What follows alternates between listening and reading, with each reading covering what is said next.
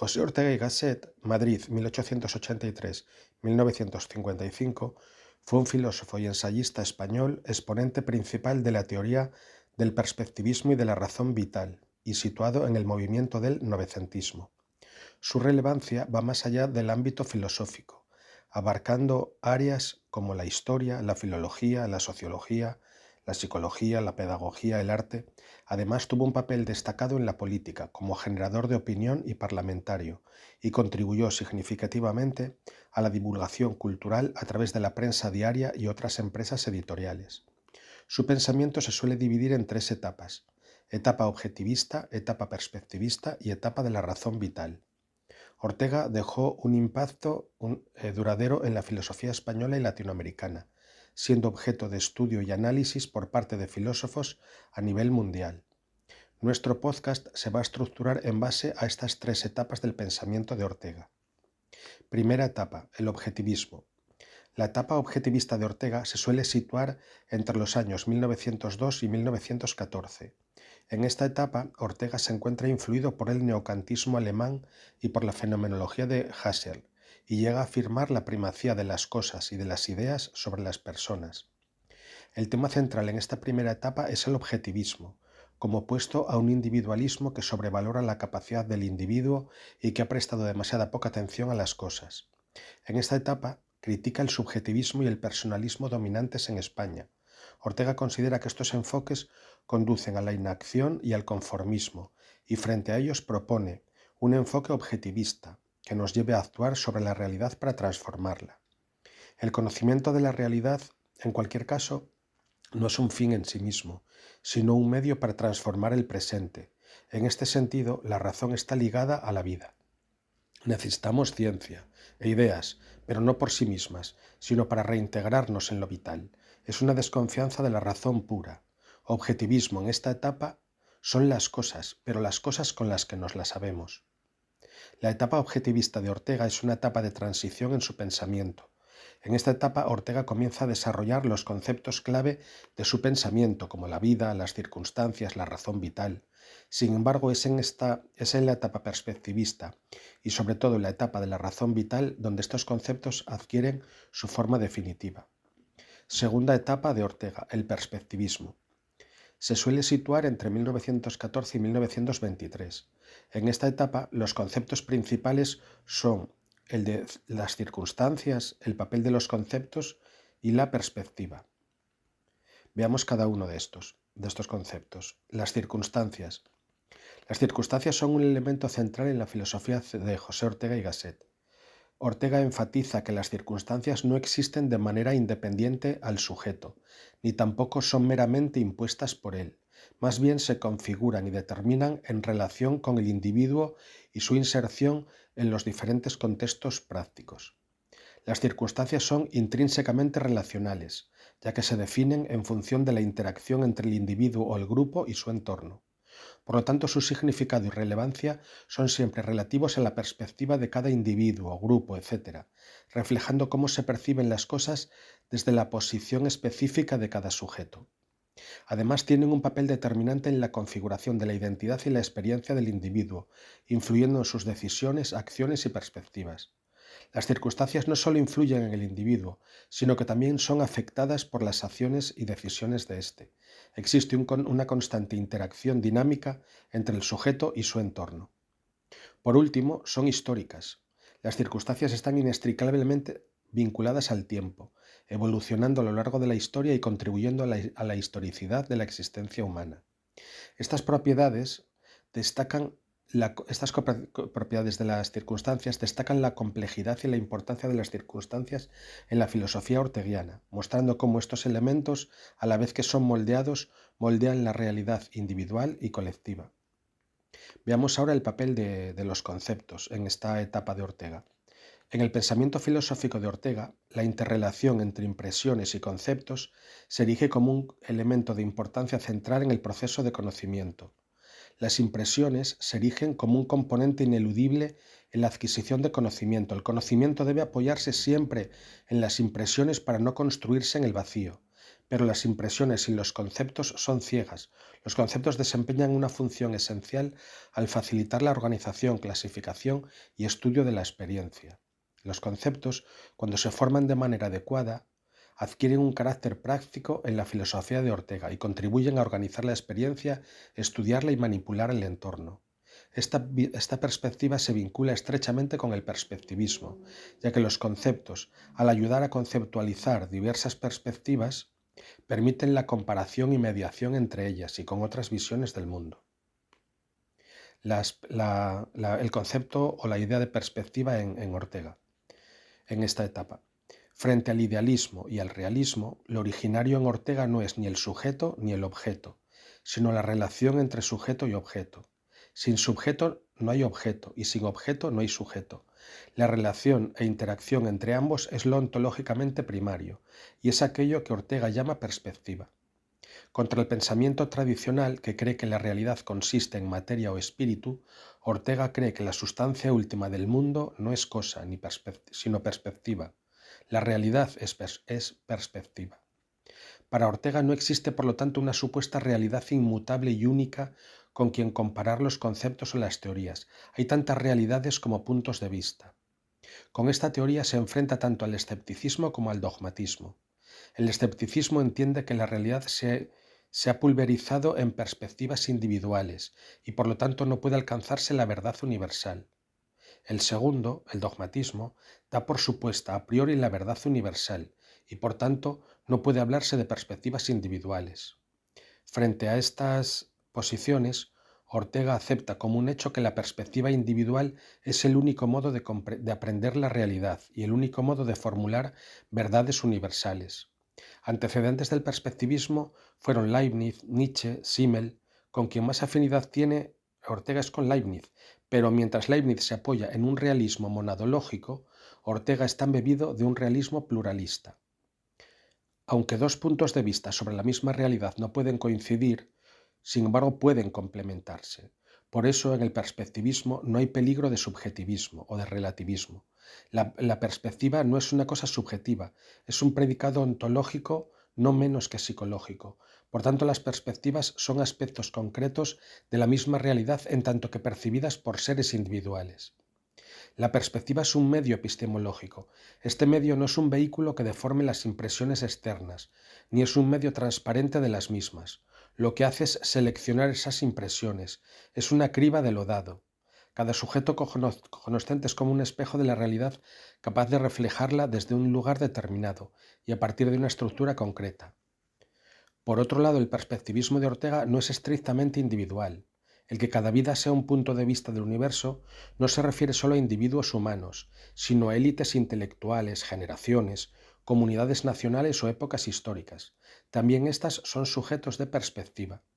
Y como decimos, las distintas perspectivas se pueden comparar, complementar, integrar, etc. Tercera y última etapa de Ortega, el raciovitalismo, que se enmarca entre 1924 y hasta su muerte en 1955, más o menos. El raciovitalismo es la abreviatura empleada por Ortega para designar su sistema filosófico. El raciovitalismo es una negación tanto del vitalismo como del racionalismo. Para Ortega ambas tendencias, el vitalismo y el racionalismo, deben ser superadas. El primero abusó de la razón identificándola con la razón pura.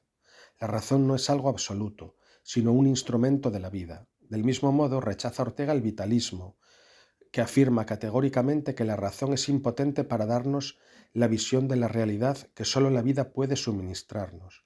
Tal es la línea de Simmel, Spengler, Bergson o Dilthey. Los conceptos principales en esta etapa serán razón vital, razón histórica y una peculiar idea del hombre. También una idea de España particular de Ortega, pero que no vamos a entrar en esta ocasión en ella. Vamos a ver ahora qué dice Ortega de la razón vital. Frente al vitalismo y al racionalismo, Ortega aboga por el raciovitalismo. En la filosofía tradicional, la razón es una facultad universal, que es la misma para todos los seres humanos. En el pensamiento de Ortega, La razón es práctica y relativa, es decir, que está religada al presente práctico y está condicionada por las circunstancias en las que nos encontramos. Ortega diferencia entre creencias e ideas. Las creencias son ideas que se aceptan sin crítica, sin someterlas a la razón. Las creencias son, por lo general, ideas que se han heredado de la tradición, de la educación o de la sociedad, y que muchas veces no son ni siquiera conscientes. Las ideas, en cambio, son ideas que se han sometido a la crítica de la razón. Las ideas son, por lo general, ideas que se han elaborado a partir de la reflexión personal o de la investigación científica.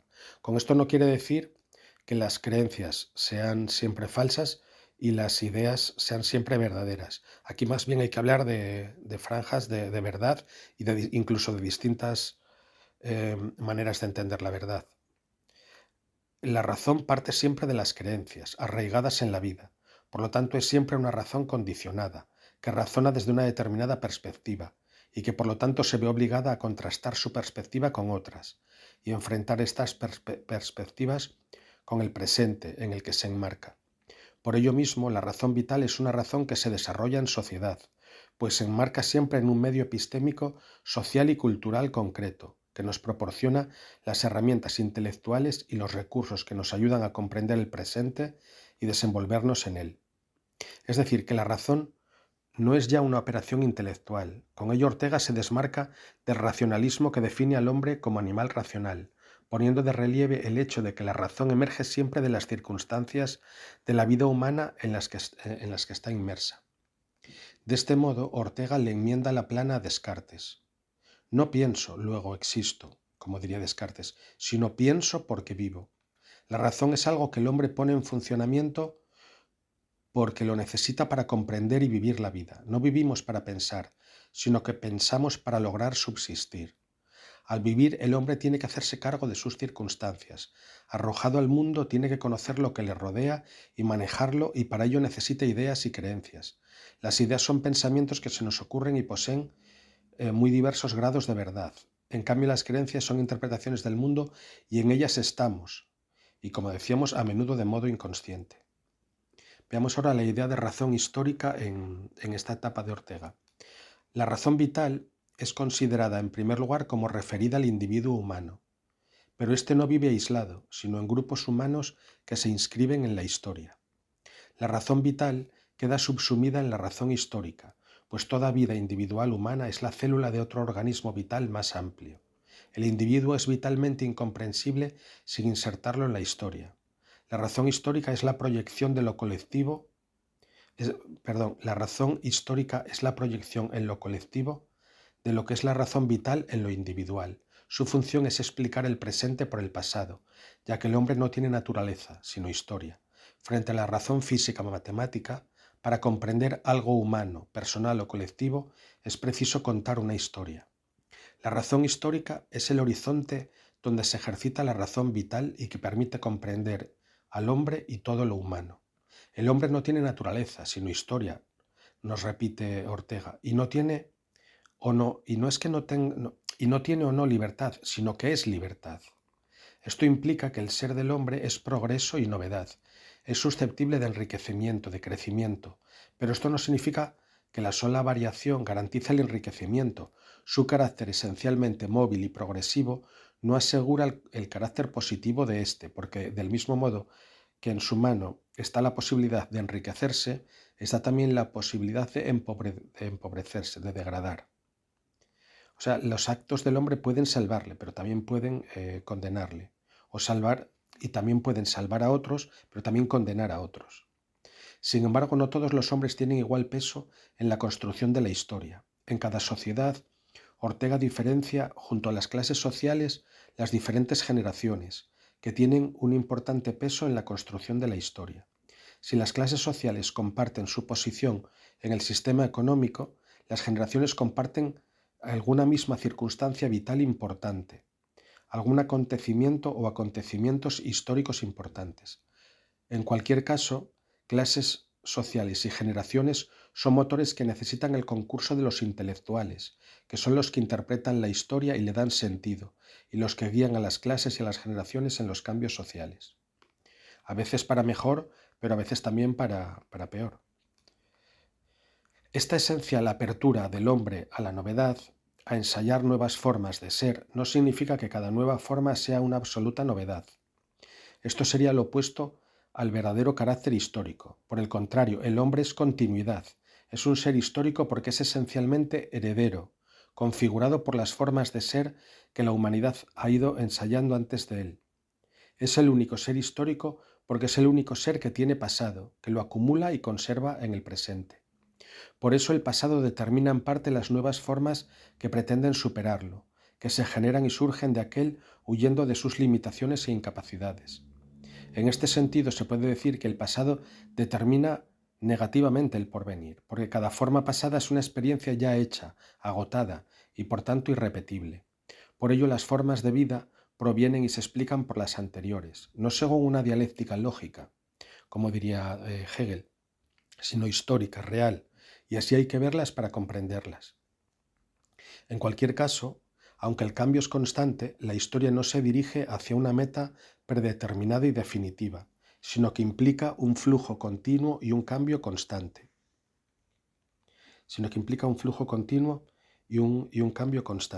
Decíamos.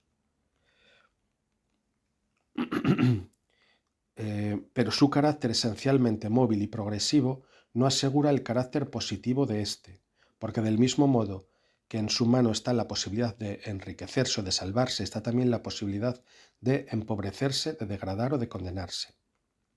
Veamos para terminar la doctrina del hombre de Ortega.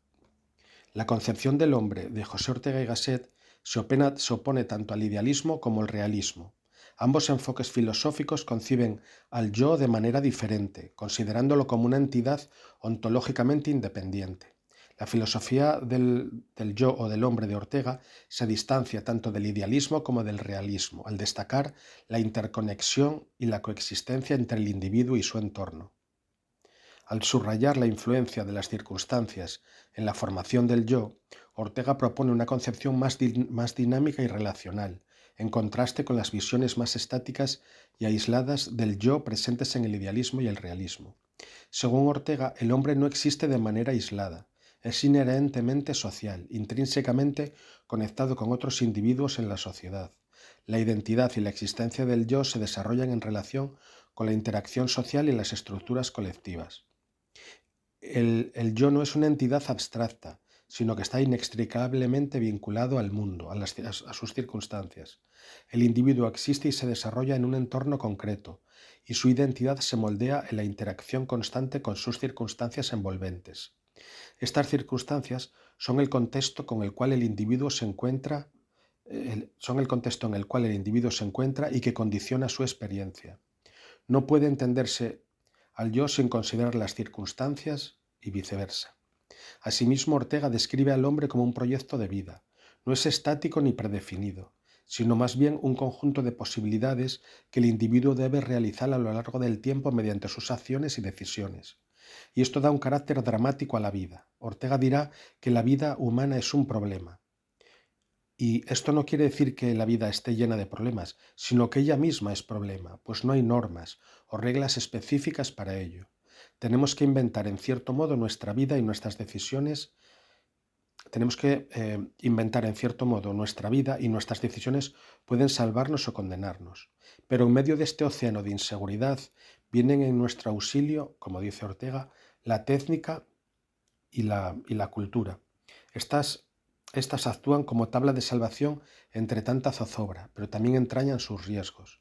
En la filosofía de Ortega, la concepción de las técnicas y la cultura como instrumentos para configurar nuestro entorno y facilitar la gestión de nuestras circunstancias se presenta como un principio fundamental. No obstante, Ortega advierte que si no son empleadas al servicio de la vida, estas herramientas, las técnicas, la cultura, pueden conllevar riesgos, especialmente cuando generan efectos imprevistos.